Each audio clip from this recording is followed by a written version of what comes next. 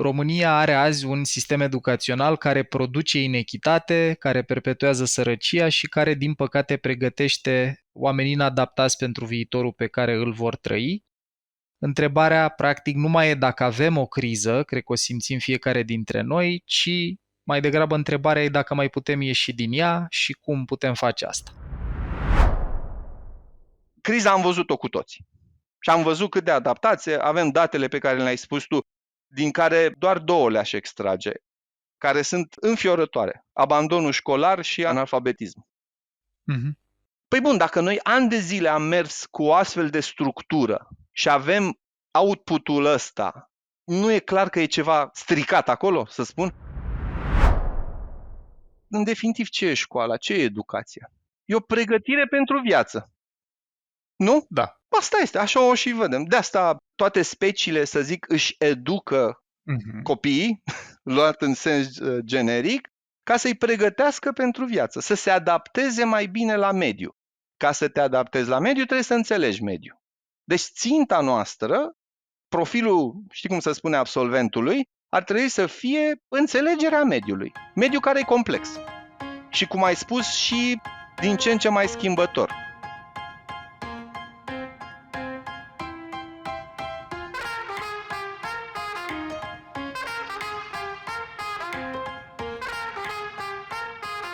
Salutare, oameni buni! Suntem într-un episod pe care eu îl aștept de foarte mult timp în sezonul dedicat relației noastre cu munca.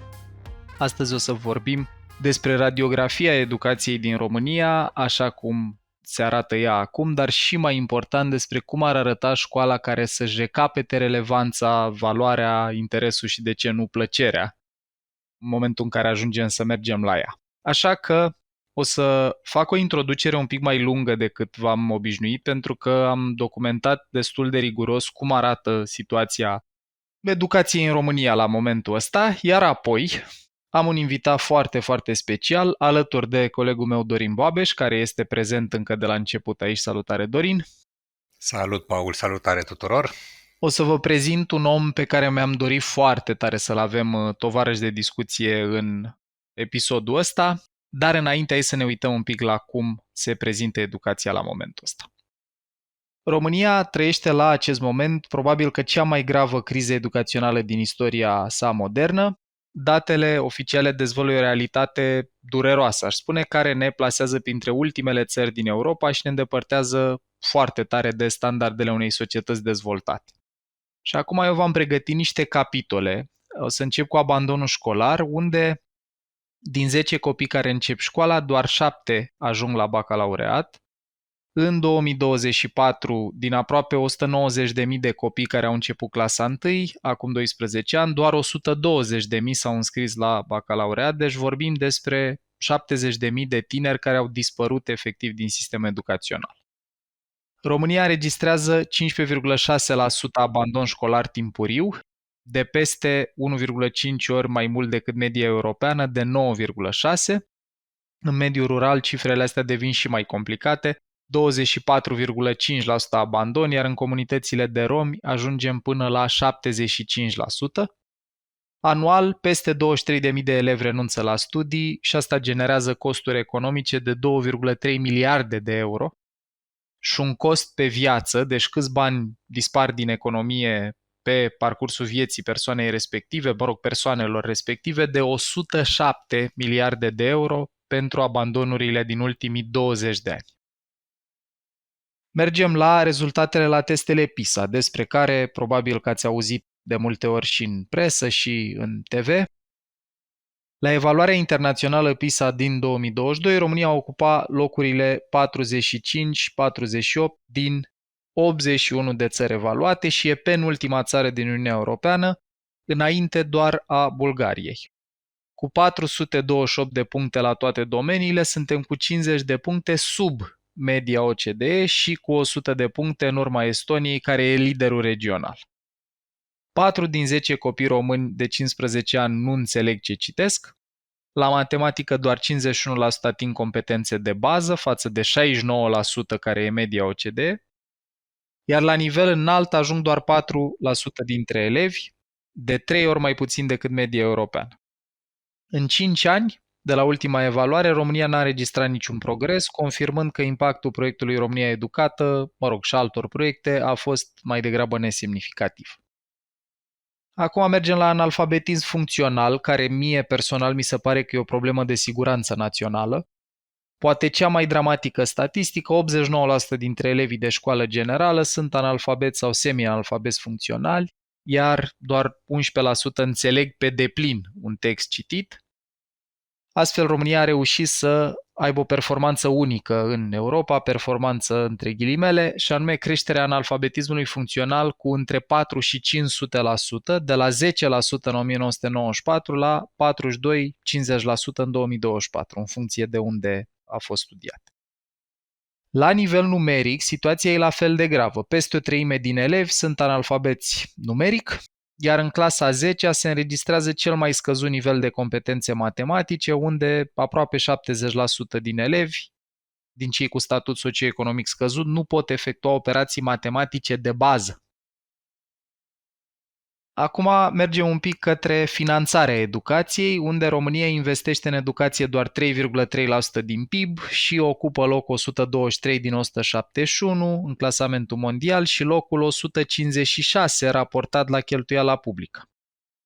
Investim mai puțin în educație decât țări ca Benin și Zambia, în timp ce media europeană e undeva pe la 4,7% din produsul intern brut. În 2023, a marcat cel mai mic buget pentru educație din istoria sa recentă, doar 2,1% din PIB, promisiuni repetate ale clasei politice, astea de a duce 6% din PIB sau 15% din bugetul general consolidat, n-au fost niciodată respectate. Că tot avem noi reflexul cu cât a luat colegul, cu comparațiile, hai să ne uităm un pic și în comparație cu vecinii noștri. România stagnează, în timp ce țările din regiune au progresat spectaculos de la aderarea la UE. De pildă, Polonia a înregistrat creșteri foarte puternice la toți indicatorii, Estonia a devenit liderul european cu 510 plus puncte la PISA, Cehia și Slovacia ne depășesc la toate capitolele. România rămâne ultima țară din UE la educație online, doar 10% utilizatori, ultima la procentul profesorilor în populația activă și prima, asta e ceva foarte dureros, la violența în școli, cu 49% elevi victime față de 29% în 2016. Mai zic o dată, deci 1 din 2 elevi victime ale violenței în școli față de 29% câți erau în 2016.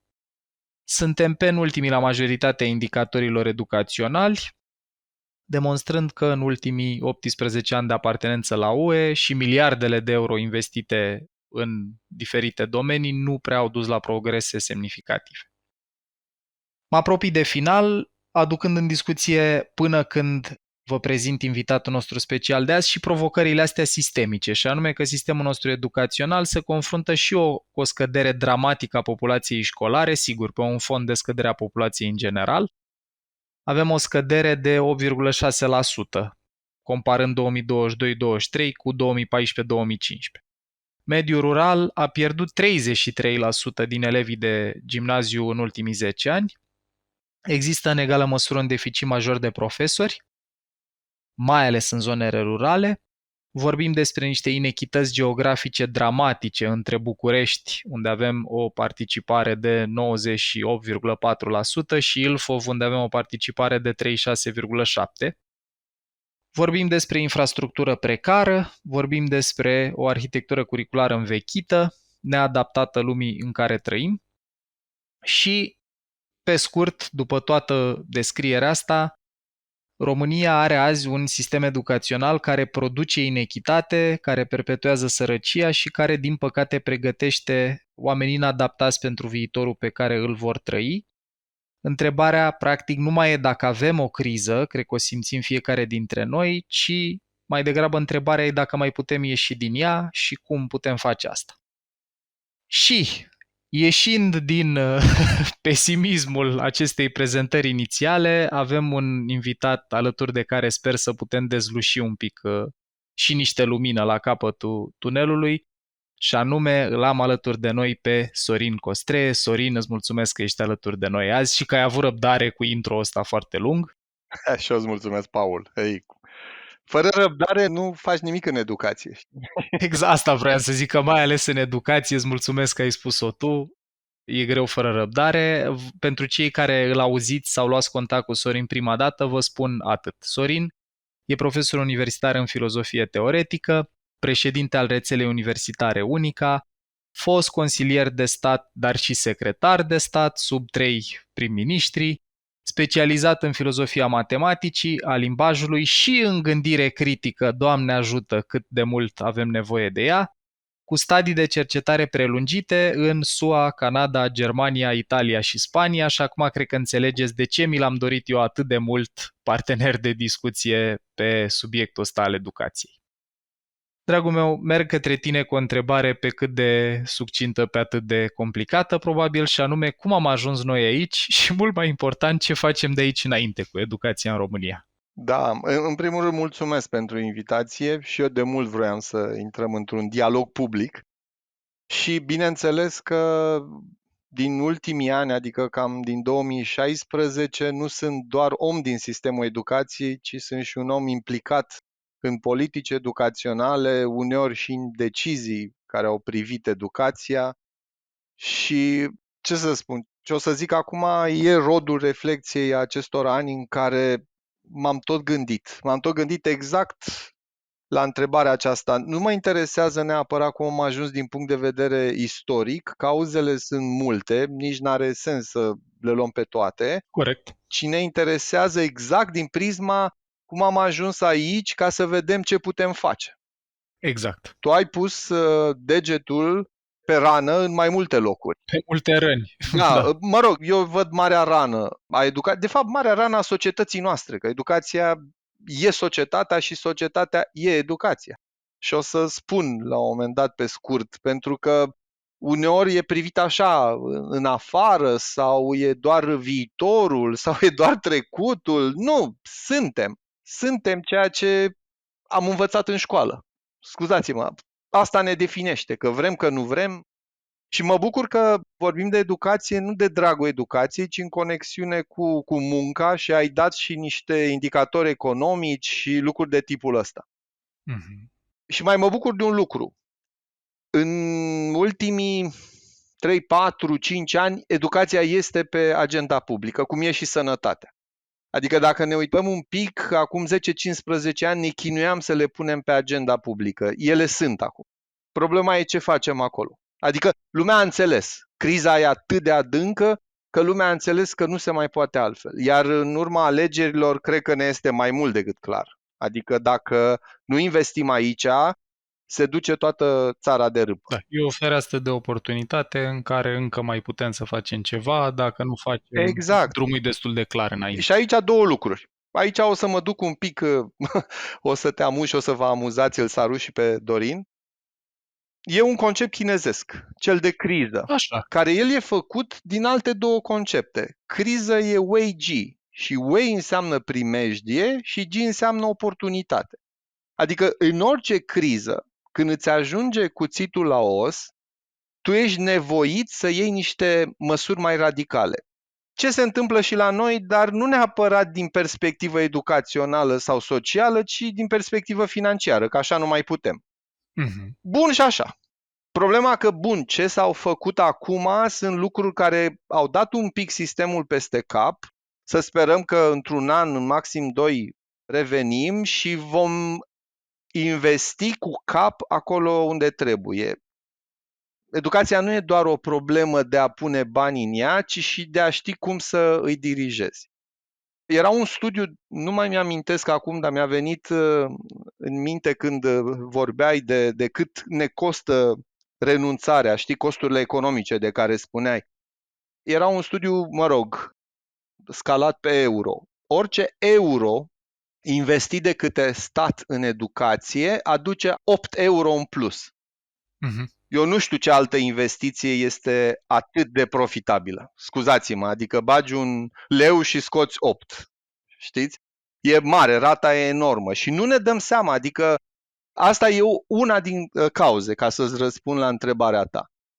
Și anume, lipsa politicienilor de a înțelege că e o chestie crucială, că rezultatele se văd peste ani, mulți ani, și de aici și dezinteresul lor, pentru că ciclurile politice sunt de obicei de 4 ori, la noi și mai mari, pentru că cad guverne, se schimbă coaliții, lucruri de tipul ăsta, și atunci nimeni nu are un debușeu direct și să spună: uite, am investit în educație, că nu se văd rezultatele repede. Și ceea ce vedem rezultatele a faptului că politicienii sunt interesați doar de chestii imediate. Bun, lor le mai place să taie o panglică la o școală, la o grădiniță, la lucruri de tipul ăsta. Ceea ce eu, de exemplu, urăsc.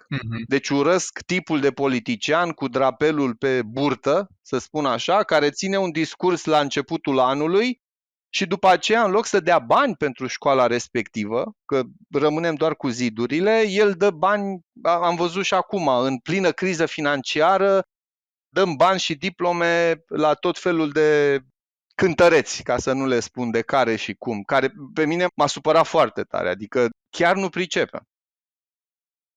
O altă cauză, tot sistemică, deci unul este dezinteresul. Ok. Dezinteresul aproape masiv și omogen al politicianului, cu rare excepții, pentru a investi constant, coerent și transpartinic, în definitiv. A doua cauză este tot politică, pe care o văd. Este fractura aceasta pe care noi avem din cauza că guvernele și mai ales miniștrii se schimbă cam cu o frecvență de 1 la 1 an. Deci, bun, am avut și miniștri care au stat mai mulți ani, 3, maxim 4, adică întreg ciclu, dar am avut și miniștri care au stat jumătate de an. Și atunci media e cam de 1 an. Într-un an, și o spun în urma abia înțelegi ministerul. Experiență exact de la minister, îți trebuie câteva luni să te obișnuiești cu structurile, să știi pârghile, oamenii, ce vrei să faci, și după aceea, dacă ai sprijin politic, se pot face lucruri. Lucruri care și aici, pentru că se schimbă perspectiva în sensul că vine un ministru de la un partid și el se simte aproape nevoit ca să-l critique pe celălalt că doar era de la un alt partid. Știi? Perspectiva asta politicinească care face rău. Adică aici ar trebui să ne respectăm ca specialiști dincolo de culoare politică. Apropo, eu am fost implicat, să spunem, în toate cele ce ai menționat, dar eu nu sunt membru de partid. Deci eu sunt pe partea tehnică. Și în genere nu-mi plac înregimentările, știi? Vreau ca mintea mea să fie liberă și gura la fel de slobodă. Excelent. Deci, nu avem o viziune de ansamblu dublată de dorința de a finanța educația. Și chiar tu ai spus, adică Dumnezeule, noi avem în lege din 2011 că trebuie să ți dea 6%, mult timp ne-am învârtit în jurul lui 3% și de câțiva ani scădem. Deci suntem la 2%, deci la o treime din ce ar trebui să se dea, să ne înțelegem, ca sistemul să funcționeze bine, nu să fie performant. Și atunci, cum să scoți performanță? E ca și cum ai pune un pacient care este intubat și e la ATI, știi, este pe sistem de supraviețuire și să-i spui: măi, dar tu nu ești bun la 100 de metri garduri. Exact așa, eu exact așa îl văd. Adică, într-adevăr, când ne comparăm cu celelalte sisteme, chiar din zona noastră, că ai dat exemple foarte bune, Estonia este vârf de lance și vârf de lance nu în regiunea noastră, nu în Europa, ci la nivel mondial. Noi plecând cam de pe acolo. Dar ei au înțeles foarte bine. Asta sunt curios în conversație, dacă tu, înțelegând sau văzând, cunoscând mai bine și astfel de sisteme din alte țări, ce au făcut bine, sau mai ales dacă am plecat din același punct? Ce s-a întâmplat acolo? Bun. A treia cauză. Da, așa. Și implicit acum ne mutăm, că bun, nu o să le iau pe toate, că stăm 2 ore doar pe... Cred că putem să stăm tot episodul doar pe cauze, da. Aici, cu a treia cauză, deja mă duc către ce putem face de aici încolo. Ok. Cum am plătit profesorii până acum, și nu e doar o chestie de bani, și o repet și o spun clar, dar totuși cum i-am plătit și mai ales cum i-am văzut în societate. Poate a doua, într-un fel, e și mai importantă. Și am spus, educația, chiar cea formală, trebuie să fie un act de colaborare social. Adică acolo trebuie să avem și părinții, și sindicatele, și societatea. Pentru că, îți dau un exemplu, dacă am un părinte care îi spune, ia uite și pe profesorul ăsta, ce prost e, știi? Da. Și după aceea el îi spune copilului, da, ascultă-l pe domn profesor. Da, ascultă pe domn profesor, dar tu de ce privești școala așa cu deferență, știi? Da. Păi răul l-ai făcut tu în familie. Corect. Răul faci tu când te duci peste profesor și te erigezi în specialist, că nu, românul se pricepe la toate. Noi am reparat dacii, am făcut tot felul de chestii și normal că știm și fotbal și educație și de toate. Și te duci și dai lecții profesorului la cum trebuie să fie el profesor, cum trebuie să evalueze, cum trebuie să predea. Scuzați-mă, profesorul este și trebuie să fie o meserie vocațională respectată. Și asta trebuie să se înțeleagă. Acum e un atac, recunosc, nu doar profesori, medicii, magistrații, toți sunt sub atac și ăsta este foarte periculos pentru că fiecare din aceste categorii reprezintă câte o instituție. Dar totuși nu te duci la doctor și îți spui eu sigur am asta și vreau să-mi faceți asta și asta. Cam ce se întâmplă la profesor. Ori trebuie să-l luăm ca un specialist. Cum te-ai duce la un inginer, îi spui vreau să-mi faceți podul ăsta așa, în detaliu. Și atunci inginerul să spună, bun, dar care mai e rolul meu și fă-ți-l singur. Adică reacția profesorilor este, ok, atunci ia și predă tu sau vină tu în clasă și predă. Și e o tensiune fantastică din ce vorbesc. Bun, aici vreau să fac pe românește spus, un disclaimer. Așa. Normal, eu sunt din spațiu universitar. Sunt diferențe notabile între ce se întâmplă între cele două, aș spune, ecosisteme, adică în mediul preuniversitar și în mediul universitar. Bineînțeles că ele sunt legate, că studenții noștri vin din preuniversitar și profesorii noștri vin din universitar. Ca să fii profesor trebuie să faci normal o facultate și acum și masterat didactic și multe altele.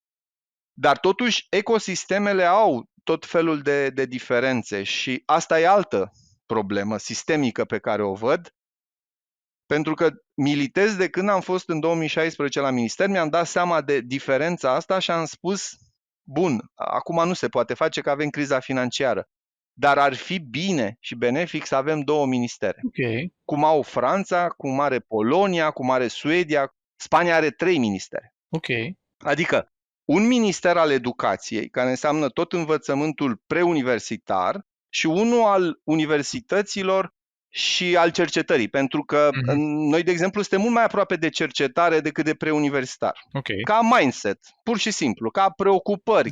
Înțeleg ce spui. Asta a fost altă chestie gravă, când permanent cercetarea se rupe de educație.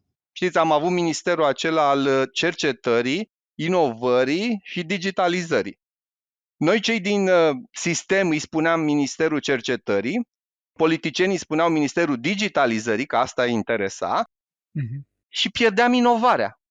Dumnezeule, inovarea e cea mai importantă, că nu cercetăm doar de dragul de a cerceta, cercetăm ca să inovăm, ca să aducem ceva, fie în domeniu și uneori chiar către, către economie, către tot jocul ăsta social mai larg. Și invers, nu digitalizez doar ca să digitalizez. Asta a făcut, de exemplu, Estonia. Dacă vă uitați, Estonia e number one și la digitalizare.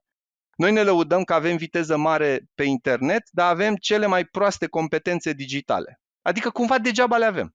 Înțelegi? Avem calculatoare și rețele care funcționează foarte bine și sunt bine cuplate, dar nu avem utilizatorii. Și utilizatorii noștri sunt minimali. Intră pe internet, fac cumpărături, scrollează pe TikTok și cam asta este. Dar ei nu știu efectiv să facă ceva acolo, să folosească cu adevărat tehnologia ca pe un instrument. Și asta e un pericol mortal. De ce? Pentru că atunci te folosește tehnologia pe tine sau cei care sunt în spatele tehnologiei. Și aici ajungem la o nevoie, cum să spun eu, fundamentală și substanțială a școlii românești, care, în definitiv, ce e școala? Ce e educația? E o pregătire pentru viață. Așa, chiar vreau să te întreb cum vezi rolul și utilitatea educației. Nu? Da. Asta este, așa o și vedem. De asta toate speciile, să zic, își educă copiii, luat în sens generic, ca să-i pregătească pentru viață, să se adapteze mai bine la mediu. Ca să te adaptezi la mediu, trebuie să înțelegi mediu. Deci ținta noastră, profilul, știi cum se spune, absolventului, ar trebui să fie înțelegerea mediului. Mediul care e complex. Și cum ai spus, și din ce în ce mai schimbător. Bine, schimbările din societate sunt mai mici decât schimbările de la minister. Da. Nu, succedarea aceasta, și nu vorbesc aici doar de educație. Crede-mă, eu în 3 ani jumate cât am fost consilier de stat și am lucrat cu 3 premieri, am lucrat și în cercetare și în educație în medie cam cu 8 miniștri. Că lucrai cu un ministru, după aceea se schimba, 30 de zile venea un alt ministru și după aceea venea un altul plin. Scuză-mă, ce poți să faci? Deci intern este îngrozitor că fiecare mai vine cu ceva, mai schimbă și nu ai continuitate și fără o privire strategică de care să te ții și continuitate, sunt sisteme care se prăbușesc. Și unul este educația, altul e sănătate, altul e cel financiar. Deci când vorbesc cu oameni din spațiu privat, ei mă urlă și îmi spun, ne omoară schimbările din finanțe, deci noi nu ținem pasul. Ori aici ar trebui să spună, nu știu, dați-ne un orizont de predictibilitate. E așa, îi aud. Faceți ce vreți voi, dar lăsați-le măcar 10 ani ca să știm și noi cum ne facem niște calcule. Da, cum ne facem regulile, da. Da. Asta se întâmplă și în educație. E mai ușor poate de înțeles cu cifre, dar exact asta se întâmplă și în educație. Schimbăm sau nu schimbăm, de exemplu, planurile cadru pentru liceu de ani de zile au trenat, planurile cadru însemnând ponderea fiecărei discipline. Aici ajungem la România feudală. Așa. Asta se întâmplă peste tot și normal că aici este bătălia pe discipline. Adică dacă vrei să scoți o oră de la geografie sau istorie, am spus geografie și istorie că poate sunt mai cunoscute. Așa, da. Dar ți-au sărit toate societățile, toți profesorii, pentru că o văd ca pe o pierdere substanțială din etosul lor. Și bineînțeles și debușeul studenților. Adică sunt tot felul de interese. Dar întrebarea e așa. Criza am văzut-o cu toții. Și am văzut cât de adaptație, avem datele pe care le-ai spus tu, din care doar 2 le-aș extrage, care sunt înfiorătoare. Abandonul școlar și analfabetism. Păi bun, dacă noi ani de zile am mers cu o astfel de structură și avem output-ul ăsta, nu e clar că e ceva stricat acolo, să spun? Adică, bun, nu înseamnă numai curriculum. Și în genere, eu nu sunt pentru pondere de un anumit tip, ci pentru cum se face. Adică degeaba am 5 ore de istorie pe săptămână dacă le fac prost și nu ating niște chestii sensibile. Mai bine am 3 ore, dar istoria devine relevantă și nu mai este o simplă însăilare, pentru că asta am urât eu ca elev. Am avut foarte mulți profesori de istorie și pe câțiva i-am iubit, pe câțiva i-am urât. I-am urât pe cei care doar mă forțau să memorez date și i-am iubit pe cei care mi explicau conexiunea între evenimentele care se întâmplau la acele date. Asta trebuie să întâmple, cred, peste tot. Și la istorie, și la geografie, și la matematică, și să îi facem pe copii să înțeleagă. Să înțeleagă de ce se întâmplă lucrurile alea, de ce sunt ele relevante. Îți mai dau un singur exemplu ducându-mă la PISA și să înțelegem mai bine cei cu analfabetismul funcțional și după care mai luăm întrebări și oricum noi o să ne învârtim într-o spirală. Deci cu analfabetismul funcțional și în genere cu matematica, care e o problemă. Și de ce e o problemă cu matematica? Pentru că noi nu stimulăm imaginația și ne stimulăm imaginația, nu stimulăm gândirea abstractă. Ori matematica, și a spune și filozofia, sunt disciplinele care se joacă cel mai mult cu abstractul. Și cu lumile posibile, și cu ce-ar fi dacă, și cu tipul ăsta de gândire consecvențială, care este fundamentală. Ne mai ajută literatura.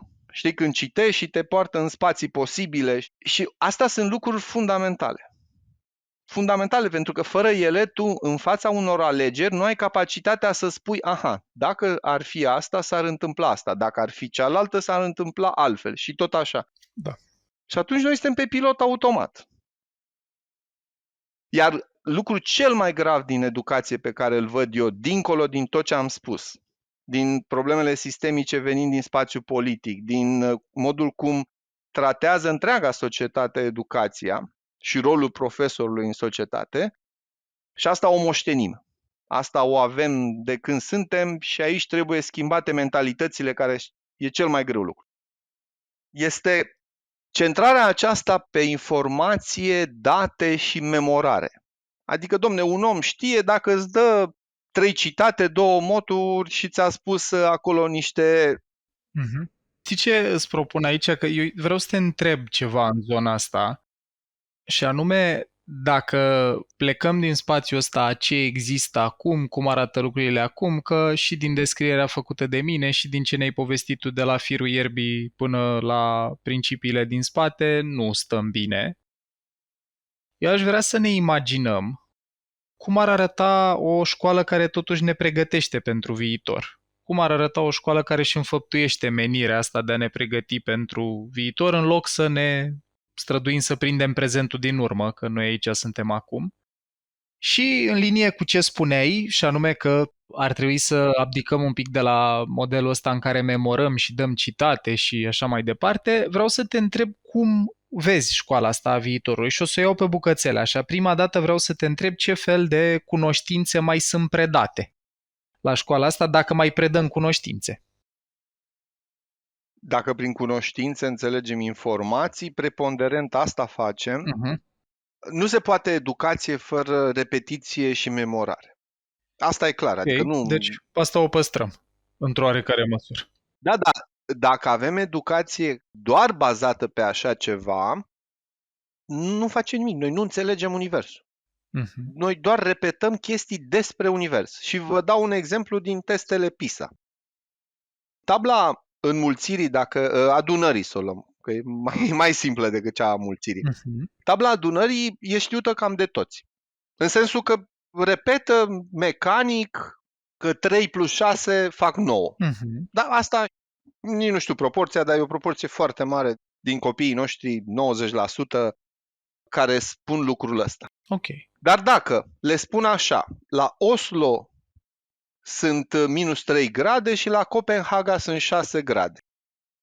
Care e diferența de temperatură între Oslo și Copenhaga? În mod normal, el trebuie să vină cu 3 plus 6. Adică a înțeles situația, are formula matematică din spate pe care trebuie să o aplice. Aici nu pot.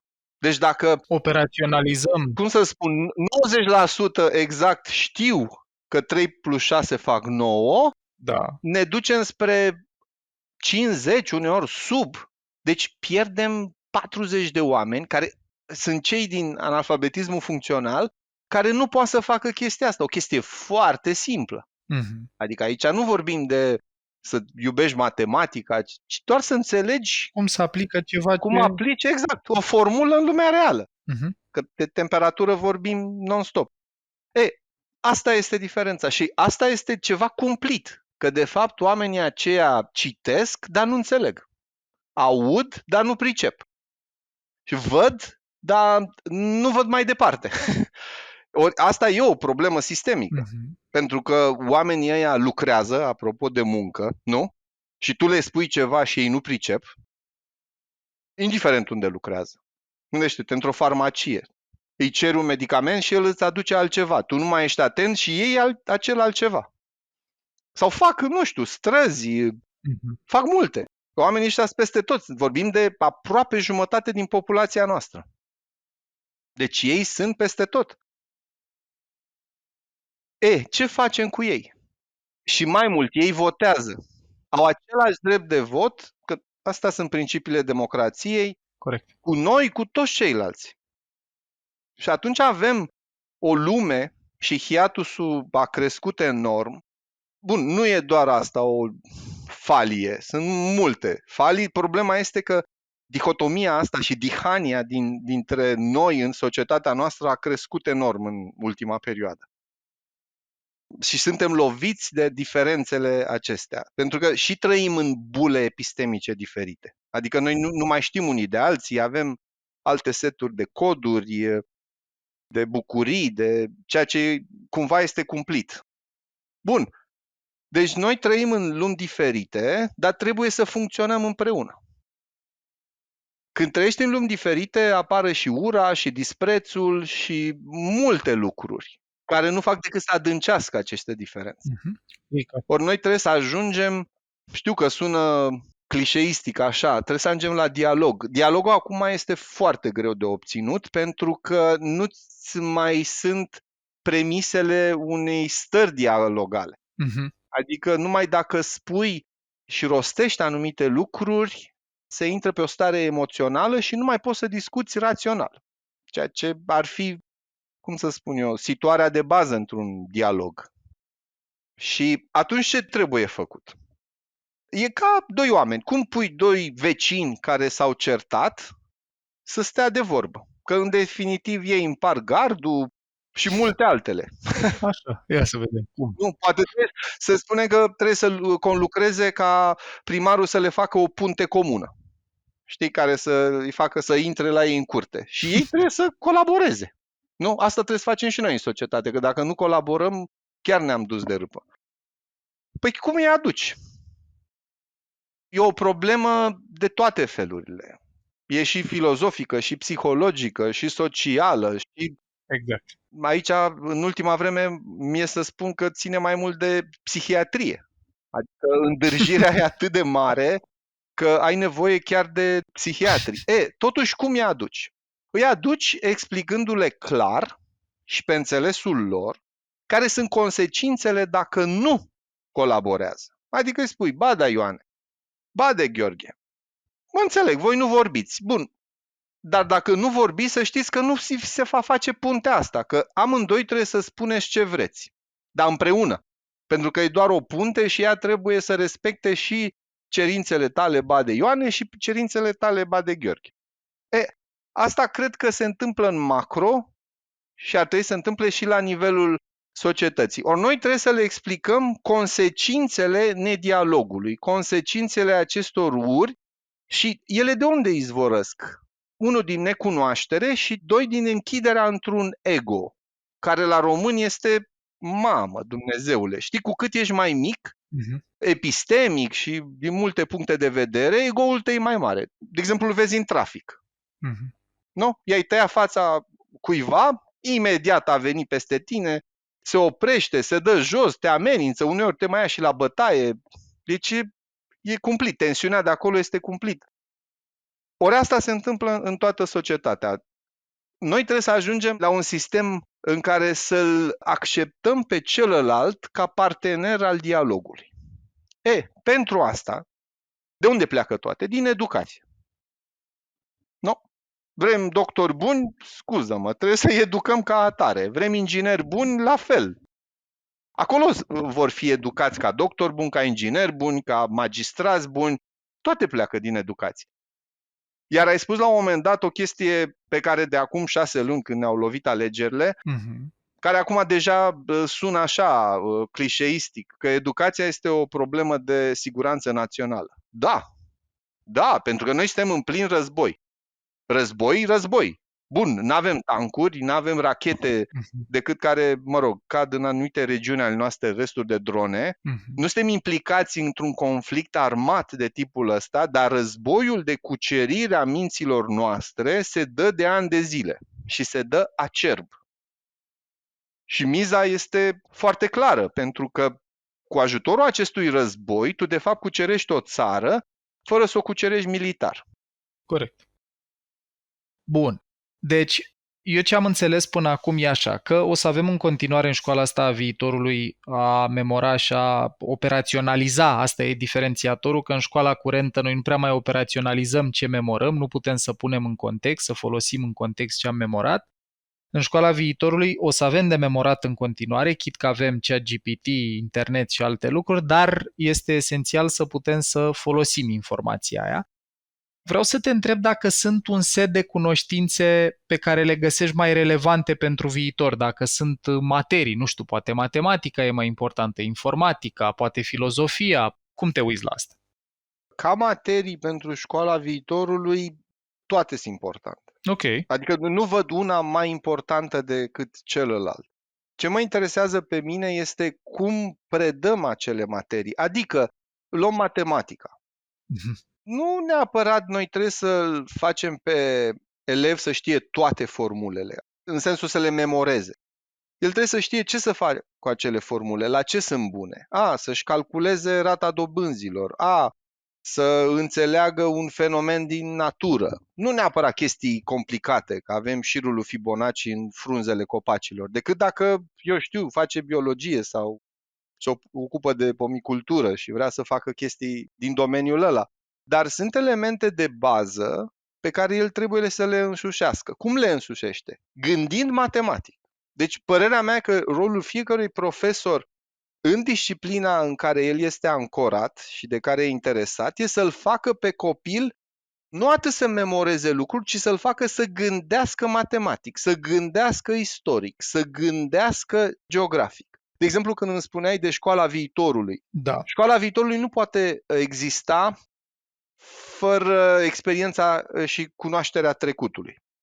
Cum spunea Iorga, cine uită nu merită. Înțelegi? Deci, istoricul asta trebuie să spună. În primul rând, ca să ai și o liniștire. Știi, suntem acum într-o criză. Gândește-te, ce facem? Ne punem 7.000 de probleme. Și vine profesor de istorie și spune, astfel de crize s-au mai întâmplat în tăgădăm. Și atunci noi deja ne-am liniștit. Stai puțin, deci omenirea sau societatea noastră nu e prima oară când se confruntă cu așa ceva, știi? Și imediat copilul, sper, întreabă, bun, dar și cum le rezolvăm? Sau cum s-au rezolvat atunci? Putem să aplicăm tipul ăla de rezolvare acum? Putem să învățăm ceva din trecut acum? Dar în primul trebuie să-l cunoaștem. De asta, toate trebuie să devină relevante. Iar aici mai vreau să spun ceva. Spunea un filozof american că disciplinele, mă rog, el era din mediul universitar, unde și acolo avem această feudalizare. Dar el spunea clar, disciplinele sunt pentru decani și bibliotecari. Ce? Îmi place asta. Da, noi tăiem în feliile astea. Asta e matematica, asta e fizica, asta e chimia, asta e biologia, asta e filozofia. Nu, noi în viața reală, și în viața reală înțeleg inclusiv cercetarea academică, înțeleg orice, noi avem probleme. Iar problemele pot fi rezolvate din multiple perspective. Exemplu cel mai clar, noi ne-am împărțit pe astfel de discipline începând cu precădere din secolul XVII. Acolo a început toată această specializare, iar acum noi avem o hiperspecializare. Știi, până atunci, uite la Newton. Principia, matematica, tararam, tururum, acolo ai și filozofie, și fizică, și matematică, și multe altele. După aceea, lucrurile au pornit pe calea asta disciplinară, dar care nu îmi trebuie neapărat interdisciplinaritate, cât o înțelegere a întregii perspective, adică o înțelegere a problemei. Și un exemplu foarte clar este cu științele cogniției. Deci o mare provocare este cum gândim. Asta nu e ancorată într-o disciplină, de asta la un moment dat s-a văzut limita și de asta și avem științele cogniției, în care avem matematicieni, psihologi, biologi, psihologi, filozofi, lingviști, pentru că manifestarea minții e multiplă și orice abordare din perspectivele astea, că asta e o disciplină, o perspectivă din care eu înțeleg lumea. Ele trebuie să conlucreze. Și asta nu prea se mai întâmplă. Și atunci suntem efectiv fracturați mental și cognitiv. Lăsând la o parte ego-urile și lupta pe care o avem între profesorii de istorie și cei de mai știu eu ce. Da, corect. Înțelegi? Da, și are mult sens. Care e rolul? Ca ei să conlucreze. Cel mai bun ar fi să se dea un proiect. Hai să studiem bazinul Amazonului din toate aceste expertize și perspective. Nu știu, geografic. Să construim o bicicletă. Exact, și asta. Da. În Brazilia era un experiment de felul ăsta. Ricardo Semler participase la a construi un model educațional în care copiii în acest nou model care să sprijinea pe arhitectura curriculară a sistemului public brazilian, deci nu era ceva privat, diferit complet de sistemul public, aveau teme de genul ăsta, să construim o bicicletă. Copiii, de exemplu, erau împărțiți în clase după nivelul pe care îl aveau la diferite materii, nu după data fabricației. Și tot așa, deci ce înțeleg de la tine și eu empatizez foarte tare cu ideea asta este că trebuie să spargem granițele un pic, să nu ne mai uităm la viață și la lucruri strict din perspectiva unei discipline, mai ales în contextul ăsta în care acum vorbim de hiperspecializare, ci mai degrabă să ne uităm la probleme așa cum apar ele și în lumea reală, și anume holistic, integrativ, din mai multe perspective și să fim curioși de fiecare unghi, chit că asta nu se predă la o materie numită, nu știu, matematică, biologie, filozofie sau altceva, ci mix între ele. Înțeleg corect până aici? Da, foarte corect. Și îți dau și soluții. De exemplu, din spațiul nordic s-au pilotat, încercat tot felul de soluții. De exemplu, una este o școală fără clase. Ok. Nu? Știu că unele bruschează. E greu la noi. Să ne imaginăm. Deci noi vorbim acum de hiperviitor, știi? Da. Dar imaginează-ți o școală fără clase. Adică tu nu ai neapărat clasa noua și acum ai biologie. Ai într-un spațiu mai mare, se întâmplă ca profesorul să-și țină ora și elevul în funcție de starea lui, de interesul lui, se duce la acea oră. Adică acum se duce la geografia de-a 10-a, după aceea se duce la matematica de-a 9. Știi? Da. El, având în continuare, normal, obligația ca la sfârșit, prin testele pe care îl dai, să atingă un anumit nivel de cunoștințe. Pe fiecare dintre astea. Exact, dar nu mai forțezi tu. Adică ritmul e al lui, de absorție și în funcție de interesele lui și se simte și el mai bine, că o să zăbovească mai mult la istorie dacă are o anumite apetențe pe zona asta. Altul la geografie, altul la biologie și așa mai departe. Înțelegi? Sau există alte modele, școală fără materii. Asta sunt curios, de asta n-am mai auzit. Fără clase am mai auzit, fără materii și cum funcționează. Se dau proiecte, adică Așa. implicit e o chestie mult mai aplicată, cum îți spuneam, hai să studiem bazinul Amazonului. Se dau niște proiecte mari în care tu ai colective de profesori care ei pregătesc din diversele perspective rezolvarea și mai ales aici elevul e pus să caute, să integreze și implicit să gândească. Ce facem noi prin școala noastră? Noi, prin accentul ăsta pus pe explicit și hiperfocalizat, da, și cu obstinație pe testarea de cunoștințe în sensul ăsta, dacă știe, domne, data aia, e că le omorâm DC-urile. Știi, noi în jurul vârstei de 4-5 ani, când copiii sunt fabuloși, atunci ai un stadiu de creativitate explicat și de neuroștiințe, că atunci avem cele mai multe conexiuni în creierul nostru.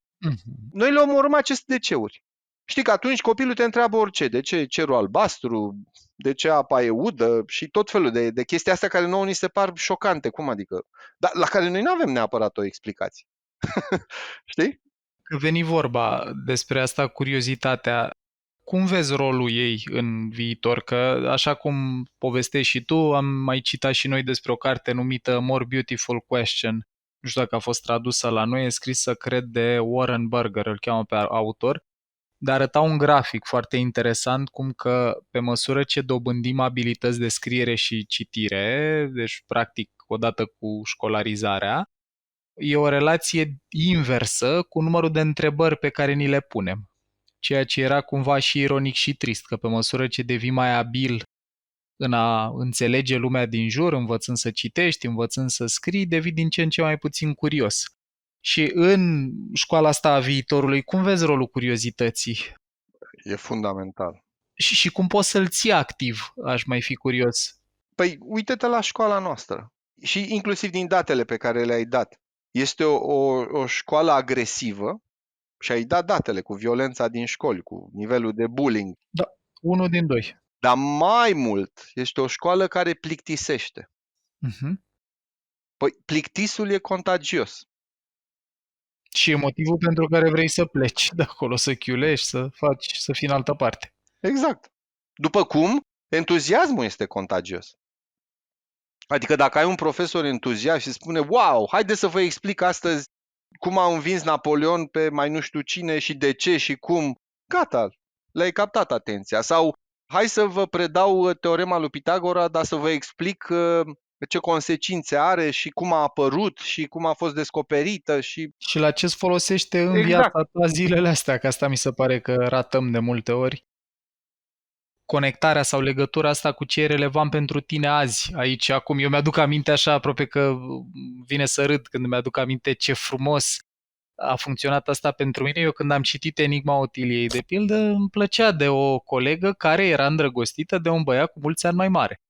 Așa că și ani mai târziu, Felix, Pascalopol și Otilia pentru mine sunt un trio foarte, cum să zic așa, prezent și care s-a lipit în contrast cu alte lucruri pe care le-am citit, că era relevant emoțional pentru mine la momentul respectiv.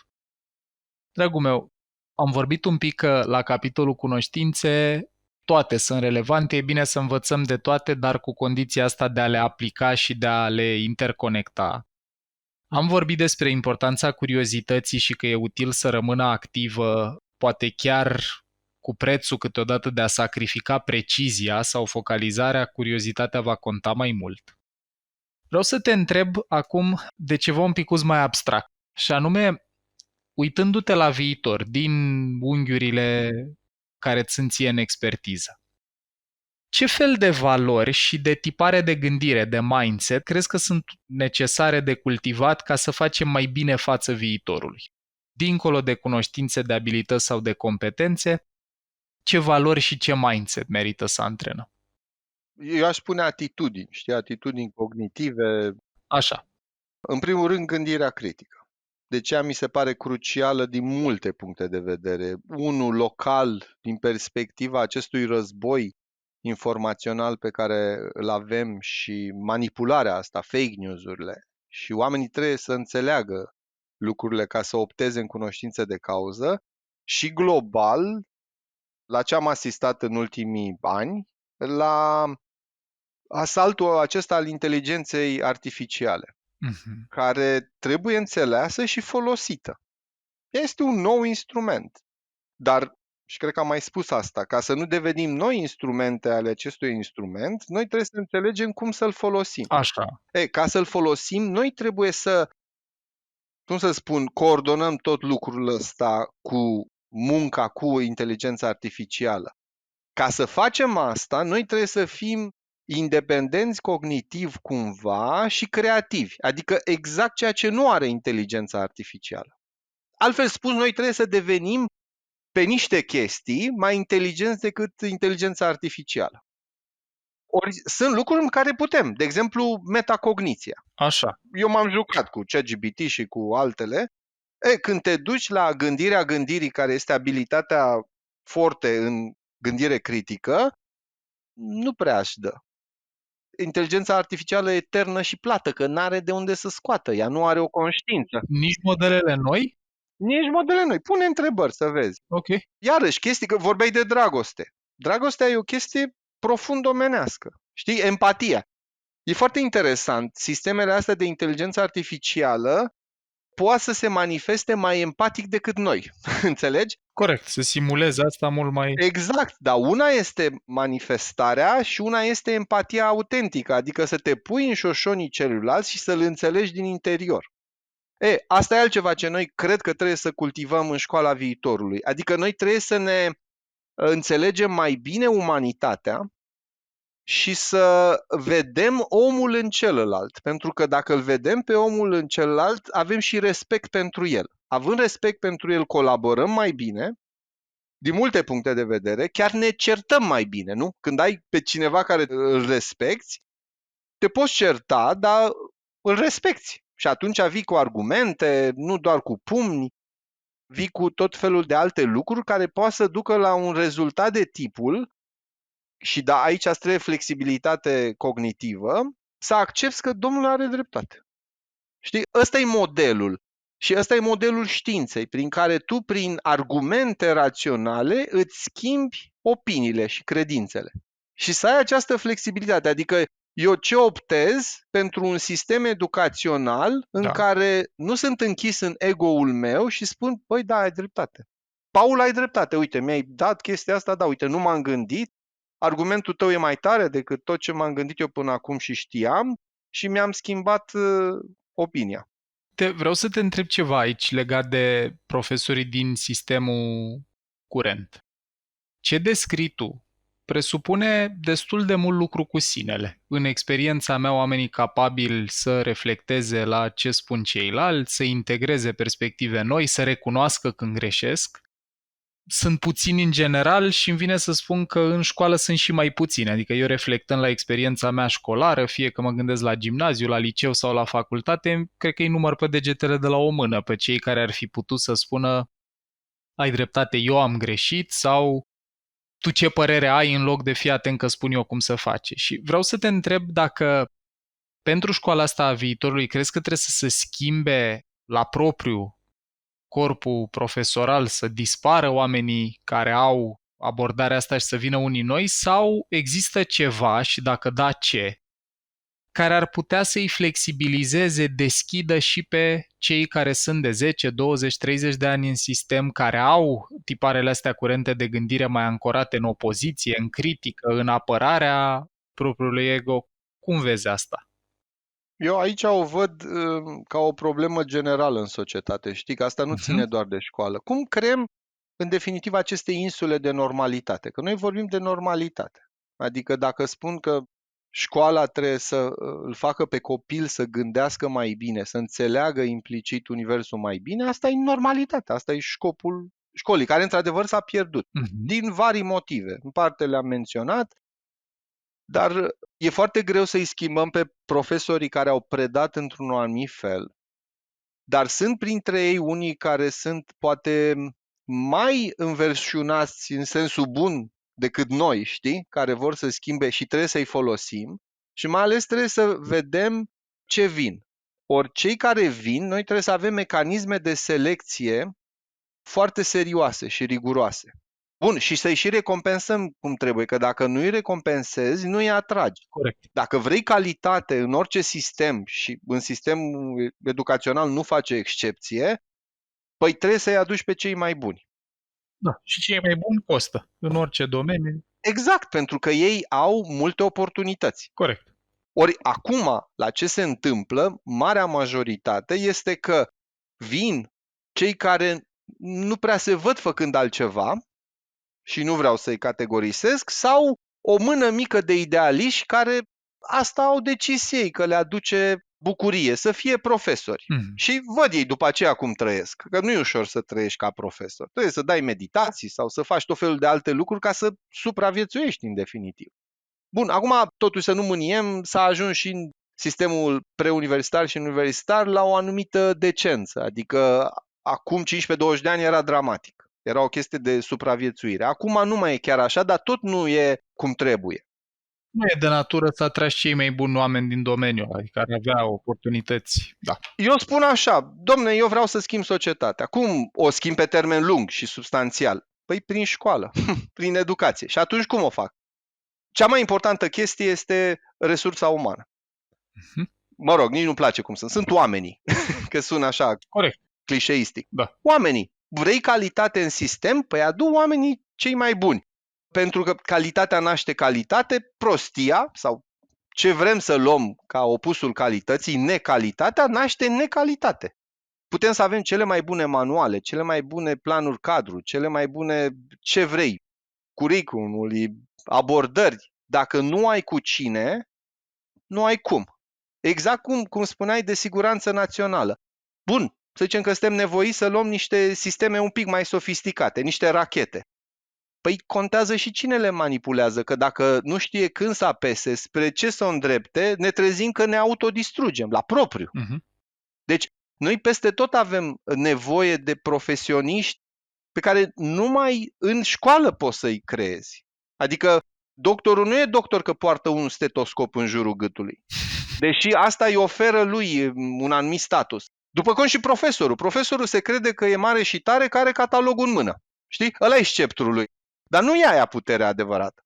Ca și la polițist. Nu chipiul face pe polițist. Astea sunt niște convenții sociale, știi? Da. Nu. Cu adevărat, nu acolo rezidă puterea ca specialist. Ori profesorul ca specialist, în primul rând, trebuie să fie un model. Trebuie să fie cineva care te inspiră. Nu doar care îți livrează niște cunoștințe uneori seci și plicticoase. Atunci n-ai făcut nimic. Tu nu-l influențezi pe celălalt. Și o chestie pe care mi-a venit, dar n-am putut, foarte pe scurt. Te rog. Școala viitorului, Da. deci trebuie să fie centrată pe oameni și ca să fie centrată pe oameni, tu trebuie să vezi omul din fața ta. Adică elevul nu este, cum să spun, în regatul tău, el este partenerul tău și atunci tu trebuie să-l cunoști. Știu că chestia e foarte greu de digerat în contextul actual în care ne zbatem cum ne zbatem, cu norme, cu salarii și alte lucruri, dar m-ai întrebat de viitor. Da, asta e ce ne preocupă. Avem medicină personalizată și educația trebuie să fie personalizată. Și trebuie să găsim cele mai bune moduri de a ajunge la copil în felul lui. Și ce înseamnă asta? Înseamnă să-i cunosc. Deci profesorul care doar vine, aruncă cunoștințe și pleacă, după mine nu e un profesor adevărat. Uită-te la copil, ia în fiecare zi, nu știu, ia-ți 5 minute să discuți acolo cu un Gigel sau cu o Marie. Să vezi ce probleme are, cum a înțeles el, cum îl poți ajuta. Și atunci tu vei fi, nu știu dacă neapărat un model, dar vei avea impact asupra lui și îl vei cunoaște mai bine. Noi nu putem să lucrăm cu oameni fără să-i cunoaștem. Știi? Corect.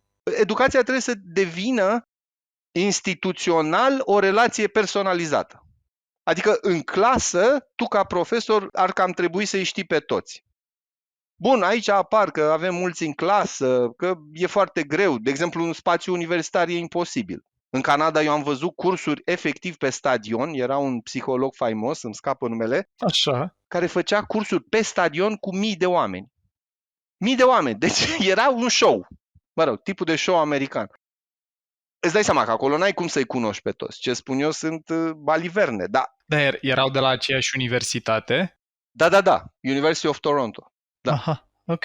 Era un curs de psihologie. Și efectiv pe stadion mai erau 10 asistenți care stăteau printre ei și el venea și 2 ore era un show. Cu ecrane, cu ceva din alt film. Asta era prin anii 2000. Mă gândesc unde ori fi ajuns acum. Mm-hmm. Bun, dar asta e alt tip. Și spațiul respectiv e diferit. Adică spuneai de diferențele între oraș și sat. Mm-hmm. De ce se întâmplă în București și ce se întâmplă lângă. Corect. În niște școli din Ilfov, care, Dumnezeule, uneori sunt la 5 km departare una de alta. Trebuie să fie adecvată. Deci, noi transmitem un mesaj care vine cu informație și care ne modelează. Ca să se întâmple lucrul ăsta și informația să rămână, să prindă acolo, să fie ca o sămânță și modelul pe care îl transmitem să modeleze, noi trebuie să fim adecvați. Ori, n-ai aceleași modele și într-o școală și în alta, pentru că sunt diferențe foarte mari. Iar diferența noastră între urban și rural este foarte mare și se adâncește. Și aici o soluție este, hai să-i dăm cezarul ce al cezarului, adică empowered managementul. Noi cum să spun, le cerem mult, dar nu le dăm pârghile respective. Trebuie să le dăm autonomie și flexibilitate, dar și responsabilitate. Și asta vine prin a le da banii de care au nevoie, puterea de care au nevoie, să direcționeze ei resursele unde trebuie și de a avea oamenii care trebuie acolo. O mare problemă a sistemului educațional e politizarea, care începe prin inspectorate, se duce către directori și așa mai jos. Eu văd aici o regulă foarte simplă. Bineînțeles că cu toții putem și cumva și trebuie să avem opțiuni politice. Da? Dar ar trebui să existe o incompatibilitate de bază dacă ai o funcție de conducere într-o școală, și prin școală eu înțeleg generic orice, că e grădiniță, că e universitate, tot școală e după mine, și pe linia asta politică. Pentru că se creează o caracatiță, adică dacă tu ești și director și ești și consilier sau, să spun, mare maher politic, inevitabil ai și resurse la îndemână, gândești politic și le direcționezi nu neapărat în zonele cele bune ale educației. Corect. Înțelegi? Ori da. E o regulă, nu știu, pe care ar trebui să ne însușim și, de exemplu, noua lege nu are așa ceva. E o incompatibilitate clară. Normal că partidele nu vor să-și taie craca de la picioare, pentru că sistemul educațional a fost văzut din punctul ăsta de vedere prolific și benefic politic, pentru că multe cadre vin de acolo, și atunci ne complăcem în a nu tăia coada pisicii negre. Știi? Da, mi se pare așa într-un fel foarte, nu știu ce cuvânt să folosesc, mă întristează și mă și apasă faptul că orice drum am luat în conversația asta despre educație, tot la mediul politic și la frâna pe care el o pune prin felul în care s-a construit, în care l-am lăsat să fie construit, ajungem.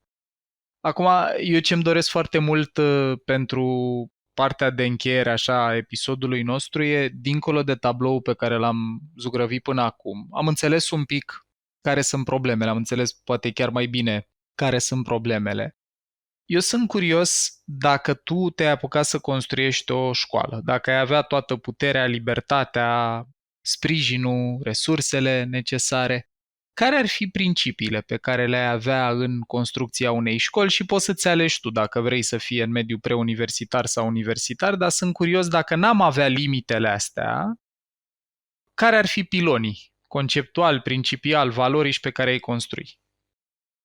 Aici, asta e o întrebare grea și ne punem reciproc pe gânduri, știi? Aici contează foarte mult ce tip de școală vrei. Nu că e în preuniversitar sau în universitar. Și, bun, asta e altă chestie pe care n-am atins-o. Cui este adresată școala? Adică, de exemplu, dacă fac ca noi ca o școală pentru acei 20... El spunea că la fiecare milion, statistic, ar trebui să avem un genial. Deci noi, teoretic, ar trebui să avem 22 de genii. Mă rog, nu mai suntem 22 de milioane. Erau atunci 19. pe vremea lui Noica. Da. 19, 18. 18 geni. 15. Înțelegi? Că habar n-avem, că noi n-avem date, asta e altă nebunie. Deci când faci politici educaționale și în genere politici sociale, ție îți trebuie date. Datele acum, culmea, sunt, dar nu sunt folosite. Adică omul politic nu se bazează pe expertiza specialistului. Știi? Și face, cum să spun, când te duci la un om politic și te duci cu un dosărel, el îți spun că își citește prima pagină. De asta le spun la toți. Deci nu îl tratați ca pe un om de știință, că nu are nici timpul, nici apetența și uneori, mă rog, nici mental nu e pregătit să înțeleagă tot ce e acolo. Și atunci totul trebuie condensat în prima pagină. Deci dacă în prima pagină i-ai captat atenția, i-ai spus ce se întâmplă și ce trebuie făcut, e bine. Dacă nu, rămâne acolo un studiu. Studii sunt, dar nu sunt folosite. Bun, reîntorcându-mă la întrebarea ta. Dacă ar fi să o iau de la zero, acum depinde pentru cine ar fi. Nu pentru genii. Da, nu pentru genii, de exemplu, cum a făcut Wittgenstein. Nu știu dacă știi, ăsta e un filozof austriac care moștenise o avere fabuloasă și el a renunțat la ea și s-a dus să se facă profesor. Și a predat niște ani până a căzut în depresie, în niște școli din astea uitate de prin munții Austriei și cumva a renunțat. Înțelegi? Adică depinde și unde. Contează foarte mult, că nu pot să mă duc cu aceleași tehnici și stimulări și dorințe și obiective la acei 15 geniali sau la acei 15 copii uitați într-un sat de munte. Eu aș face școală și cu unii și cu alții. Ok. Pentru că posibil că, bun, dacă în acei 15 copii din școala de munte să nu dau peste un genial, dar posibil pot să dau, dar cel mai probabil acolo eu pot să schimb destine. Adică impactul educației asupra vieții lor este cel mai mare exact în mediile astea, cum le numim, defavorizate. Și asta ar trebui să fie școala. Adică, în primul rând, eu văd școala țintând media și fiind un spațiu al toleranței, al înțelegerii și al echității. Ok. Înțelegi? Pentru că tu nu schimbi societatea altfel. Clivajele oricum există. Într-o familie bogată care are resurse, ei înțeleg și mai bine ce înseamnă educația și vor investi și mai mult. Și atunci diferența între cel care nu are parte de educație și de cel care are parte e mare. Când am două tipuri de personalități de tipul ăsta, unul care a fost expus minimal și unul care învață non-stop, gândește-te că ei nu se înțeleg și se disprețuiesc reciproc. Știi? Ia uite-l și pe prostul ăsta, ia uite-l și pe fanfaronul ăsta. Ok. Ce altceva? Bun. În primul rând, gândire critică la toți. Știi? Gândire critică pentru toată lumea. La greu. Eu spun, nu neapărat cum aș face, pentru că asta trebuie să fie adecvat la fiecare context în parte, dar ce aș vrea să obțin de la ei. Exact, asta sunt curios. Gândire critică, empatie, lucru în echipă, iar pentru toate astea e nevoie de smerenie. E nevoie să se ajungă la acel știu că nu știu nimic pe care îl spunea Socrate, cu o anumită enfază și orgoliu, dar nu, în sensul bun.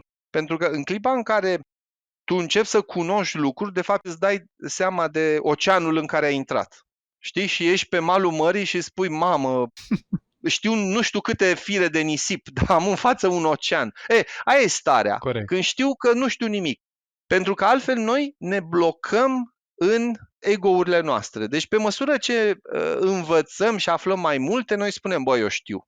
Eu știu și nu mai am nevoie. În clipa în care spui nu mai ai nevoie, acel românesc, eu mi-am urcat cărțile în pod, gata. Nu, ești mort. Autosuficiența asta, da. Da, ești mort. Ești un cadavru cognitiv care merge, tu nu străiești viața, parcursul tău e inerțial, hotărăsc alții pentru tine și ca să fii mai pregnant, educația și cunoașterea este ca mâncarea. De fapt, mestecă alții pentru tine. Mm-hmm. Înțelegi? Eu asta vreau să ajungă, ca oamenii să mestece, să simtă ingredientele astea, că noi acolo, exact ca mâncare, avem praf de stele. Deci să înțelegem că noi înțelegem și mestecăm universul. Ori de ce să-l las pe altul să mestece pentru mine? Vreau eu să-l înțeleg. Așa, greșind. Apropo, sistemul nostru pedepsește greșeala. Ori nu poți învăța fără să greșești. Da, și uite, e chiar o lucrare a unui neurocercetător francez, Stanislas Dehaene, îl cheamă, care vorbește despre 4 pași universali pe care orice sistem nervos trebuie să-i parcurgă ca să învețe. Ei sunt atenție, angajare activă, feedback generat de erori și consolidare. Și, de exemplu, la partea asta cu feedback generat de erori, pe mine m-a bucurat foarte mult că însăși felul în care funcționează creierul nostru ne spune că e nevoie să greșești ca să înveți, mai ales la un sistem nervos adult, da, nu doar, pentru că ne ajută să reconsiderăm într-un fel relația asta cu greșeala. Noi, chiar și în 2006, când a avut Ken Robinson discursul ăla cu Do School Skill Creativity, a spus ideea asta că la școală cel mai rău lucru pe care poți să-l faci e să greșești și dacă trăiești frică, pedeapsă, rușinare, umilință în relație cu asta, părăsești școala știind pe din afară când a domnit Ștefan cel Mare sau altceva, dar în viața adultă unde e nevoie să te expui la experiențe noi, să încerci, să greșești, să reconsideri și iată, nu e un principiu psihologic, e o realitate neurobiologică a cum funcționează creierul nostru, pleci cu un mare handicap, că nu-ți mai dai voie să greșești de frica conștientă sau inconștientă a ce urmări există sau au existat în trecut. Așa că mă bucur că spui asta, pentru că multe din lucrurile astea pe care le imaginezi tu în școala viitorului proiectată de Sorin presupun disponibilitate la greșeală, presupun nu să cauți să greșești, dar să fii confortabil că asta se va întâmpla totuși în procesul de a învăța, de a experimenta, de a avansa pe orice domeniu. Poate așa și num eu. Hai să greșim împreună. Înțelegi? Școala lui, hai să greșim. E fundamental pentru că dacă nu ai toleranța asta față de greșeala, inclusiv a ta, nu doar a celuilalt, tu nu mai experimentezi universul. Corect. Deci dacă ești blocat în frica de a nu greși, tu ești blocat în tine și nu mai evoluezi.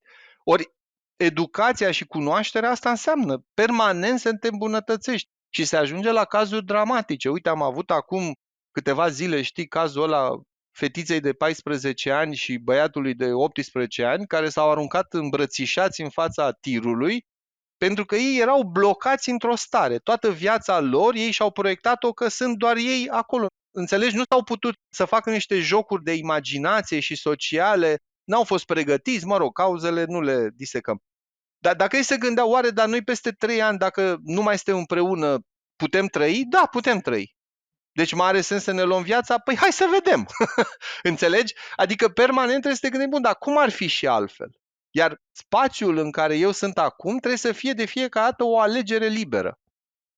în sensul că asta îmi dă seva mea, jobul, familia.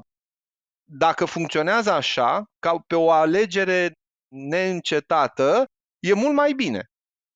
Nu sunt la job doar că altceva nu pot să fac. Nu stau căsătorit doar că n-am altă alternativă. Nu, e o alegere neîncetată să fiu în jobul ăla, cu persoana respectivă, să fac asta. Da, uite, mă bucur cumva că n-am început cu greșeala, dar terminăm cu greșeala. Pentru că e fundamental. Mai vreau să te întreb două aspecte foarte punctuale. În școala asta a viitorului, cum vezi rolul mișcării fizice? Da, foarte mare. Foarte mare și aici, știi de ce o să mă leg? De inteligența artificială. Așa, ia să vedem. Să leagă. Păi, care e diferența între noi și o mașinărie din asta, bun, genial în sensul că știe lucruri pe care noi nu o să le știm niciodată și are o capacitate de sinteză pentru că e legată la niște baze de date pe care noi nu o să le avem niciodată. Dar noi nu funcționăm așa. Diferența între setul ăla de algoritmi pe care îl are inteligența artificială și noi este că noi suntem în ceea ce se numește embodied cognition.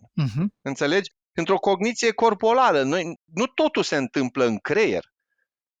Totul se întâmplă în noi. Ori noi suntem noi cu tot ce suntem, cu simțurile noastre, cu tot corpul. Deci tot corpul e un sistem nervos care procesează într-un fel sau altul informație.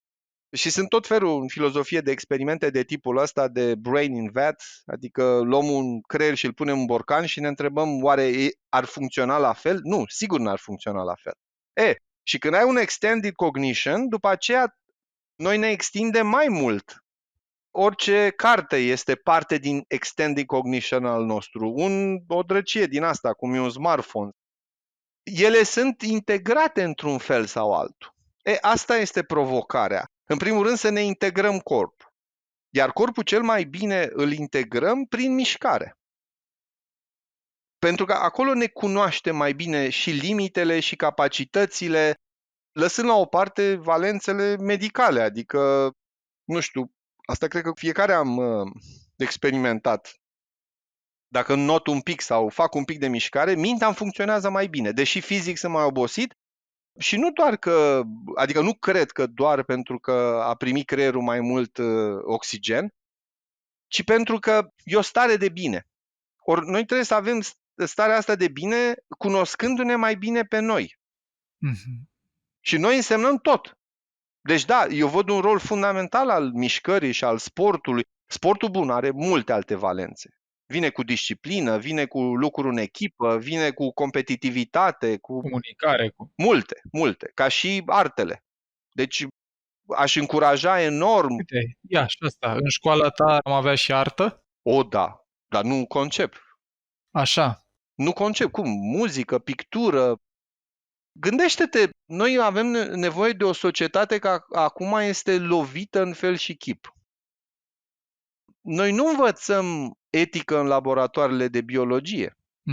Noi nu învățăm să-l înțelegem și să-l acceptăm pe celălalt în laboratoarele de chimie. Noi nu învățăm, ce să spun, gândire critică în laboratoarele de fizică.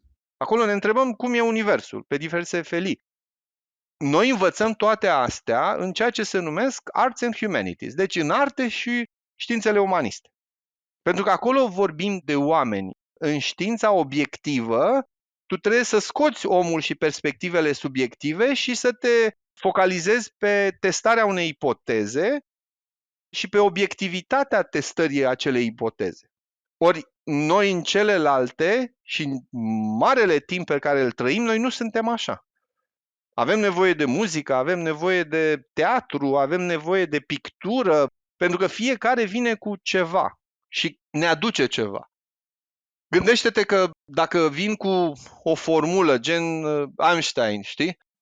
Și o arăt unui stadion, ok, câțiva o să o recunoască, spun, mamă, ce genial, Nobel, la. Dar dacă vin cu o melodie, eu în 3 minute pot să-i mișc pe toți. Da, mai umpli un stadion. Exact.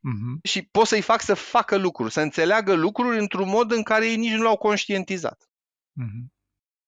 Dragul meu, mulțumesc din inimă. Vreau să te întreb până încheiem dacă mai e ceva ce ți-ai fi dorit să te întrebăm și nu am făcut-o. Bună întrebare. Faceți voi ce faceți și vreți să mă puneți pe gânduri. Ne tot străduim. Care este, știți, ținta supremă. Că asta cred că trebuie să facem, să ne gândim. Mm-hmm. Nu știu, sper să nu fi scăpat chestii fundamentale, pentru că noi am încercat să detectăm ingredientele acestei supe numite educație și dacă lipsește ceva fundamental, o să scârție, dar aici e și un văzând și un făcând. Și adecvarea asta la context de care spuneam, măi, nu știu, sincer. Ok. Nu știu dacă a scăpat ceva. Sigur au scăpat multe, sigur unii vor fi nemulțumiți, dar tare aș vrea să stăm de vorbă, pentru că, da, așa creștem. Nu se poate ajunge decât, prin dialog și a-l accepta pe celălalt și a accepta că tu poți să greșești. Dragul meu, pentru oamenii care ar vrea, inspirați fiind de conversația asta, ori să-ți transmită un gând, ori poate să te invite la vreo formă de colaborare, e vreun loc unde te pot găsi, fie site, fie mail, fie vreo rețea socială? Da, cel mai simplu este Facultatea de Filozofie a Universității din București și implicit adresa de e-mail este sorin.costreie@unibook.ro. Deci repet, sorin.costreie@unibook.ro. Dar ele, dacă dai Sorin Costreie, apar. Atenție, vedeți că mai e și un arbitru. Că a fost un fake news în care mi s-a spus, vorbesc serios. Ce frumos, apropo de tot ce am vorbit, că mai e și un arbitru cu numele tău. Da, s-a luat poza mea și s-a pus cum Sorin Costreie a arbitrat nu știu ce chestie de o partidă de fotbal feminin. Iată. Îți dai seama cam ce tipuri de reacție am avut de la prietenii mei și... Da. Da.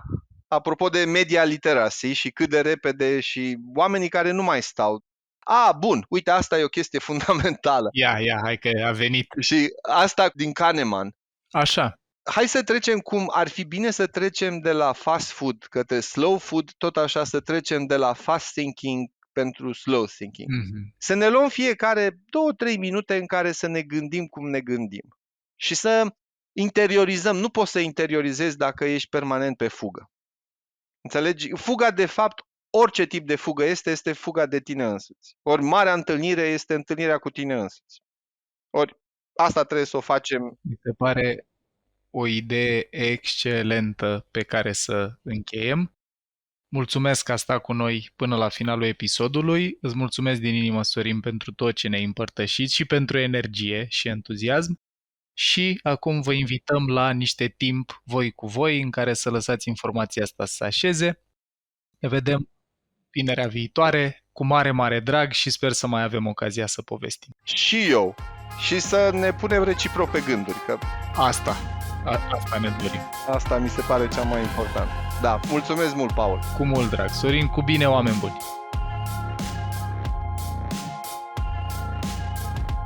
Acesta este un material gratuit prin care echipa Mind Architect contribuie la dezvoltarea personală și la cunoașterea de sine fundamentate în știință.